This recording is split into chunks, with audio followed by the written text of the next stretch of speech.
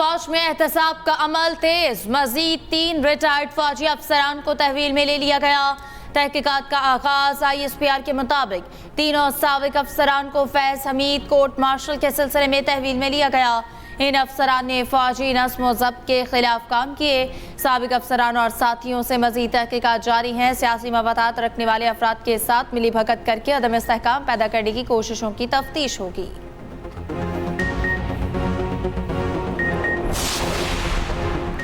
मेरा general retired Faiz Hamid से कोई लेना देना नहीं। फौज फैज हमीद से तफ्तीश कर रही है, ये उनका अंदरूनी मामला है, मुझे इससे क्या। फैज हमीद का एहतसाब कर रहे हैं, अच्छी बात है, लेकिन फिर ये सब का एहतसाब करें। 9 मई फैज हमीद ने कराया है तो तहकीकात होना चाहिए। बानी PTI की अडयाला जेल में सहाफ़ियों से गैर रस्मी गुफ्तगू। कहा अफगानिस्तान का मामला चल रहा था, इसलिए जनरल फैज को नहीं हटाना चाहता था। मेरी जनरल फैज को हटाने के मामले पर जनरल बाजवा से तल्ख कलामी भी हुई। जनरल बाजवा ने नवाज शरीफ और शहबाज शरीफ के कहने पर फैज हमीद को हटाया। IB के पास रिपोर्ट्स थी कि मलिक अहमद खान हर वक्त जनरल बाजवा के पास बैठे रहते थे। फैज हमीद हमारा असासा था जिसे जाया कर दिया गया।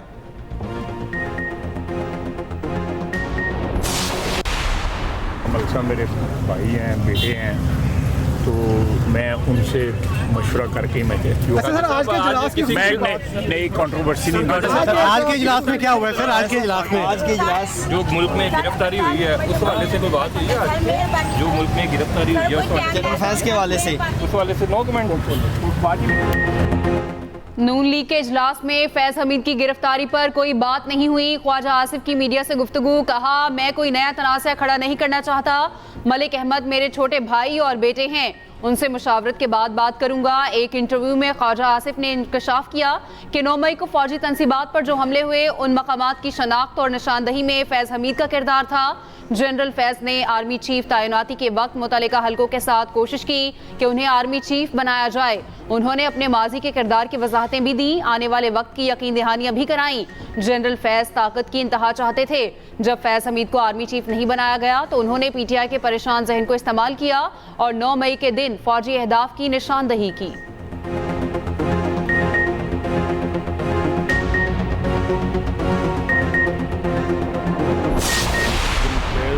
का जो भी मामला है, क्योंकि देखें ये एक बड़ा इस इंस्टीट्यूशन के अपने कुछ स्ट्रिक्ट डिसिप्लिन्स हैं। अब जब तक कोई ऐसी चीज़ जो बड़ी संगीन ना हो, जिसके कोई ऐसे शवाहिद ना हो, तो इतने सीनियर लेवल पर कभी इस तरह की बात हमने इससे पहले को मुशाहिदे में नहीं है। तो ये अब एक इंस्टीट्यूशनल मैटर ज़्यादा है रादर देन ऑफ इसके ऊपर हम कोई ऐसी बात करें कि इसकी कोई सियासी सिमत होगी। मुनासिब होता कि ख्वाजा साहब उसमें इन 3 बातों को भी मद्देनजर रखते। उन्हीं दिनों में जनरल बाजवा का एक जुलाई एंड और सितंबर के महीने का एक दौरा है अमेरिका का। फिर जनरल बाजवा क्लियरली सेड कि मैं कोई एक्सटेंशन नहीं ले रहा। फैज हमीद के मामले में सियासत से गुरेज करना चाहिए, ये इदारे का अंदरूनी मामला है। स्पीकर पंजाब असम्बली मलिक अहमद खान की मीडिया से गुफ्तगू। कहा अमेरिका में यूनिवर्सिटी प्रोग्राम में जनरल बाजवा ने साफ कहा था वो तौसील नहीं ले रहे।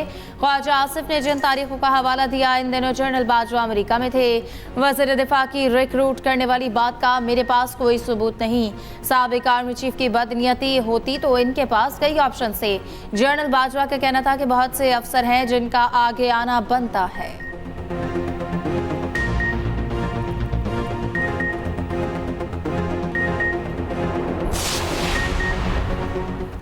बानी PTI के लिए अडयाला जेल में सहूलतकारी का इल्जाम। सिक्योरिटी इदारों ने साबिक डिप्टी सुपरिटेंडेंट मोहम्मद अकरम का जेल में नेटवर्क पकड़ लिया। डिप्टी सुपरिटेंडेंट मोहम्मद अकरम एक PTI रहनुमा और साबिक सूबाई वजीर पंजाब के करीब समझे जाते थे। अडयाला जेल के साबिक डिप्टी सुपरिटेंडेंट जफर और असिस्टेंट नाजिम से भी पूछगछ। दोनों अफसर साबिक deputy superintendent Adiala jail Mohammad Akram के करीब रिहाइश पजीर थे। मोहम्मद अकरम से हासिल मालूमात पर 2 अर्दलियों, 3 वार्डर्स और हेड वार्डर से भी पूछगछ की जाएगी। बानी PTI को मोबाइल फ़ोन की सहूलत के हवाले से भी मस्बत पेशरफ्त। ज़राए के मुताबिक 3 यूरोपीय ममालिक के नंबरों पर बनाए व्हाट्सएप के लिए इस्तेमाल मोबाइल फ़ोन के शवाहिद मिल गए।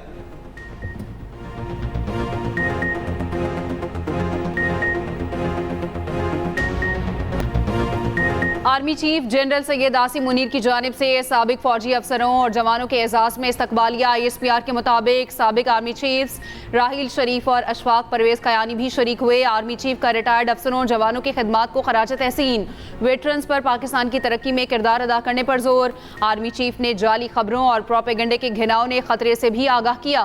Army chief general Asim Munir ने कहा, कौम की गैर मुतज़लज़ल हिमायत ऐसी तमाम फजूल कोशिशों को नाकाम बनाएगी। वेटरन्स का पाक फौज की क़यादत पर एतमाद का इजहार। अंदरूनी और बैरूनी सलामती के चैलेंजेस से निपटने में ताउन की यकीन दहानी।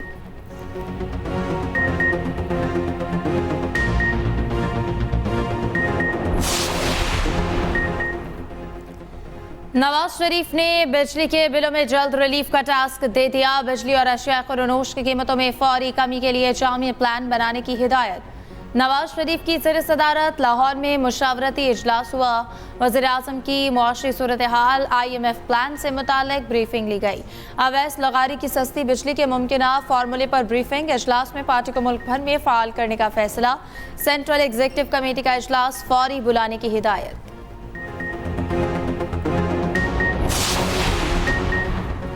सेनेट की कायमा कमेटी का मुल्क भर में इंटरनेट सर्विस मुतासिर होने पर सख्त नोटिस। अरकान का शदीद तहफ़्फ़ुज़ात का इजहार। सेनेटर अफनानुल्लाह खान ने कहा, व्हाट्सएप पर मीडिया डाउनलोडिंग अपलोडिंग नहीं हो रही, बहुत से ई-कॉमर्स के फोरम्स छोड़कर जा रहे हैं। सेनेटर हुमायूं मोहम्मद बोले, आपने लोगों का रोजगार तबाह कर दिया, पहले ही सरमायाकारी नहीं। सेक्रेटरी वजारत IT ने कहा, यह नेटवर्क्स पर मसला है, वाईफाई पर नहीं। PTA हुकाम ने दावा किया, कहा, हमारे पास इंटरनेट सर्विस से मुतालिक कोई शिकायत ही नहीं मिली। कमेटी की 2 हफ्तों में इंटरनेट और सोशल मीडिया का मसला हल करने की हिदायत।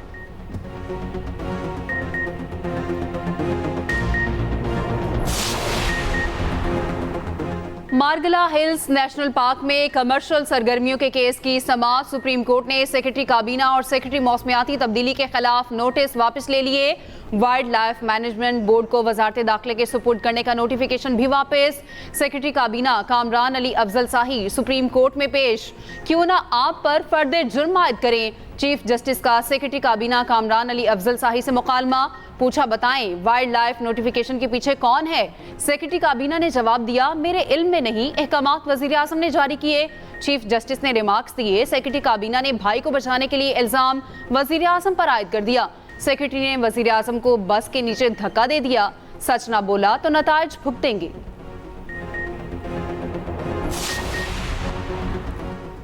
इस्लामाबाद हाई कोर्ट में लापता अफराद के केसेस की समाअत। जस्टिस मियां गुल हसन औरंगजेब ने रिमार्क्स दिए कि ऐसा करें, आइन को तब्दील करके इसमें बुनियादी हुकूक को निकाल दें, हमारा दायरा इख्तियार खत्म कर दें, मुल्क को इसी तरह चलाएं। एडिशनल अटॉर्नी जनरल से मुकालमा करते हुए जस्टिस मियां गुल हसन ने कहा, मुझे नहीं मालूम स्टेट इससे क्या हासिल करना चाहती है, आप गिरफ्तारी डाल दें, हम कुछ नहीं कहेंगे, मुल्क इस तरह ना चलाएं, ये जालिमाना अमल है।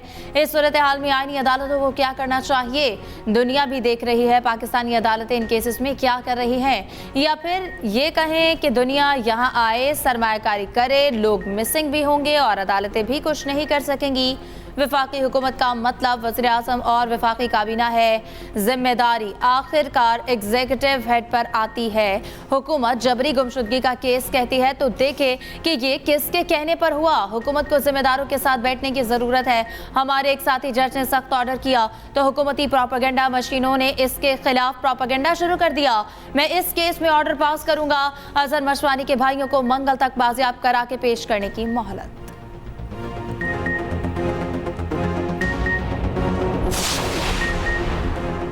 बानी PTI और बुशरा बीबी को नैब नोटिस और गिरफ्तारी के खिलाफ दरख्वास्त। जस्टिस मियां गुल हसन औरंगजेब और जस्टिस बाबर सत्तार ने समाअत की। नैब प्रोसिक्यूटर ने बताया, बानी PTI और बुशरा बीबी ने तफ्तीश में ताउन नहीं किया। जस्टिस बाबर सत्तार ने रिमार्क्स दिए, एक कैदी कैसे शामिल तफ्तीश होने से इनकार कर सकता है। जस्टिस गुल हसन औरंगजेब ने कहा, यह अदालत आज ही गिरफ्तारी को गैर कानूनी करार दे सकती है। अदालत ने रिमार्क्स दिए, नैब को अपनी नेक नियति साबित करनी है। तोशाखाना का एक केस पकड़ लिया, दीगर तहाइफ पर कोई इंक्वायरी की।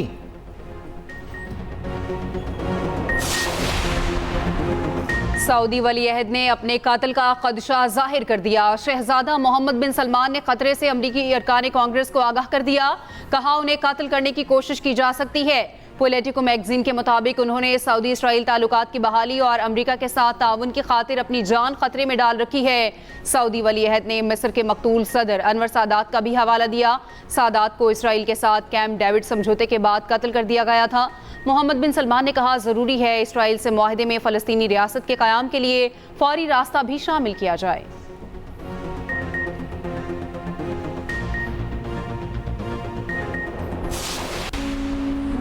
अमेरिका, मिस्र और कतर की गजा में जंगबंदी मुआहदे के लिए कोशिशें। कतर में आज से मुज़ाकरात का आगाज होगा।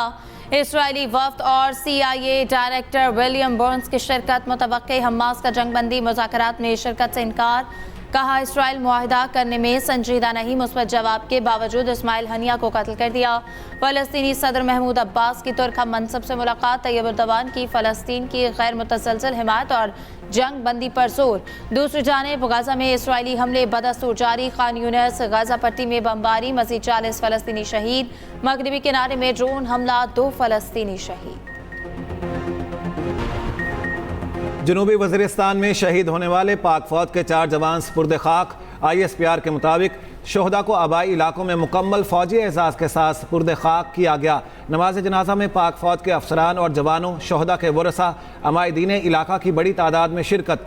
हवालदार निसार हुसैन, नायक राशिद, नायक इरफानुल्लाह खान और सिपाही उस्मान शामिल 13 अगस्त को जनूबी वज़ीरिस्तान में शहीद हुए।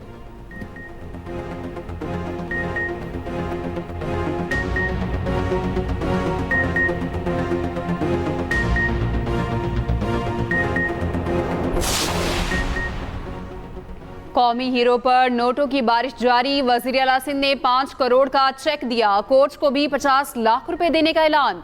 मुराद अली शाह ने सिंधी सकाफती तहाइफ, अजरक, टोपी और शील्ड भी दी। अरशद नदीम की वज़ीर आला सिंध से मुलाकात। मुराद अली शाह ने कहा, बिलावल भुट्टो का पैगाम है, अगले ओलंपिक्स के लिए अभी से तैयारी करना है। 24 करोड़ आबादी से है, 24 मेडल तो आने चाहिए। निजी कंपनी का अरशद नदीम को गाड़ी देने का ऐलान। शर्जील मेमन बोले, गाड़ी की रजिस्ट्रेशन के लिए जो नंबर चाहे देंगे। सूबाई वजीर नासिर शाह का अरशद नदीम की वालिदा के लिए गाड़ी का ऐलान। मेयर कराची का अरशद के नाम पर एकेडमी कायम करने। सईद गनी की तरफ से सड़क मंसूब करने का ऐलान। गवर्नर हाउस में गवर्नर कामरान टसौरी के साथ न्यूज़ कॉन्फ्रेंस में अरशद नदीम ने कहा, गवर्नर सिंध ने जितनी इज्जत दी वो मेडल से भी बढ़कर है। आने वाले मुकाबलों की भरपूर तैयारी करूंगा। कौमी हीरो का तलबा को 100 लैपटॉप देने का भी ऐलान।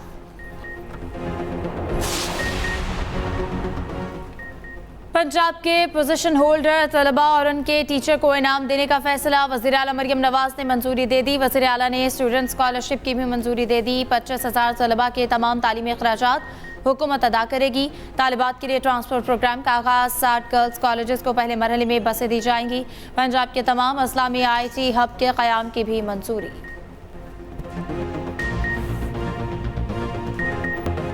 मुल्क में मानसून का एक और जोरदार स्पेल। शकरगढ़ में तूफानी बारिश, नशेबी इलाके ज़ेरे आब, गलियां बाजार तालाब बन गए, पानी घरों में दाखिल। गुजरावाला, इस्लामाबाद और गिरदोनवाह में भी बारिश। मौसम खुशगवार। कराची में सुबह सवेरे बादल बरस पड़े। खैबर पख्तूनख्वा में आज से 18 अगस्त तक तूफानी बारिशों की पेशगोई। सैलाबी सूरत हाल और नदी नालों में तुगयानी का खदशा। भिम्बर आज़ाद कश्मीर में मूसलाधार बारिश, नदी नालों में तुगयानी, मुतादिद मकामात पर लैंड स्लाइडिंग।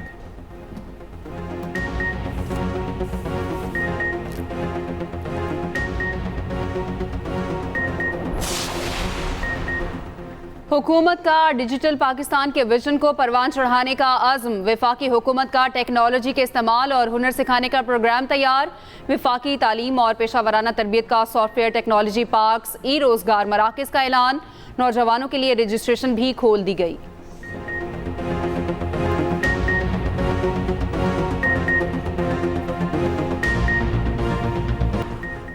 सदर आगा खान यूनिवर्सिटी डॉक्टर सुलेमान शहाबुद्दीन के लिए तालीम के शोबे में सितारा इम्तियाज़ का ऐलान।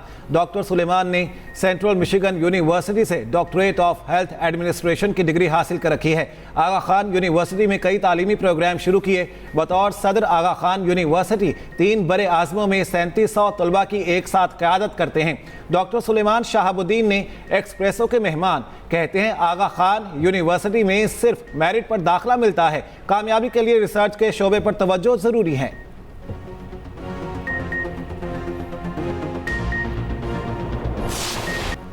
अफगानिस्तान में तालिबान के इक़्तिदार के 3 साल मुकम्मल। तालिबान हुकूमत की तीसरी सालगिरह पर फौजी परेड, दिफाई साजो सामान की नुमाइश, अमरीकी और नेटो अफवाज की गाड़ियाँ और हेलीकॉप्टर भी शामिल। काबुल और बगराम में तकारीब का इनेकाद। तकरीब में ईरान और चीन के सिफारतकार भी शरीक हुए।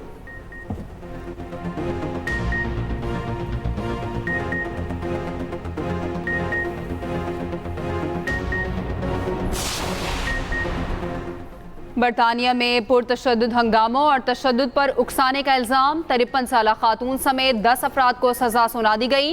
मुलजिमा को 15 माह कैद की सजा सुनाई गई।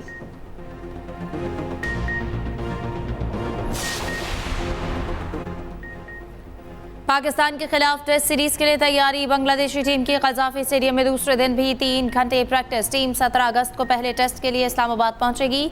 मेहमान टीम के कोच मुश्ताक अहमद कहते हैं कि टेस्ट मैच में स्पिनर्स का किरदार अहम होता है। टीम कॉम्बिनेशन रावलपिंडी में प्रैक्टिस के दौरान बनाएंगे। पहले टेस्ट के लिए कंडीशंस का अंदाजा रावलपिंडी जाकर होगा।